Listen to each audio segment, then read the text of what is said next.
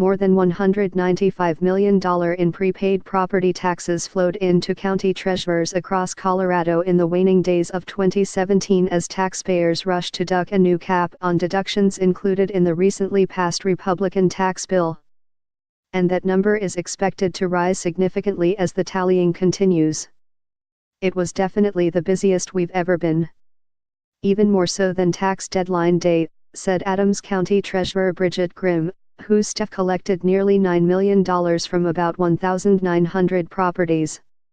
Normally the last week of the year it's crickets. We were actually short-staffed. Nobody was taking breaks. Nobody was taking lunches. The rush to prepay, spurred in part by media reports about a $10,000 cap on state and local tax deductions that the federal government will begin enforcing this year, and advice from financial advisors on how best to cash in before that new rule sets in has now waned. Colorado treasurers' offices this week reported they are now going about the standard early January work of processing tax rolls passed along by county assessors and preparing to mail official property tax bills. Those officials are also taking stock of what the rush of payments will mean to taxpayers and state governments.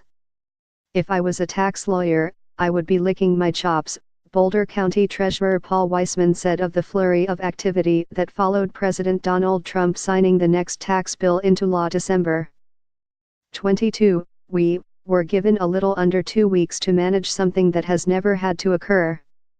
I would say all of us were. I don't want to say making it up as we go, but we were making it up as we go. Boulder County saw more than 3,844 tax accounts pay estimates of their 2017 bill over 4 days last week. That tossed $32.8 million into county coffers. Weissman said he and his staff are also counting checks postmarked by December 31. He expects that early payment total to rise by an additional $8 million to $12 million before the accounting is done.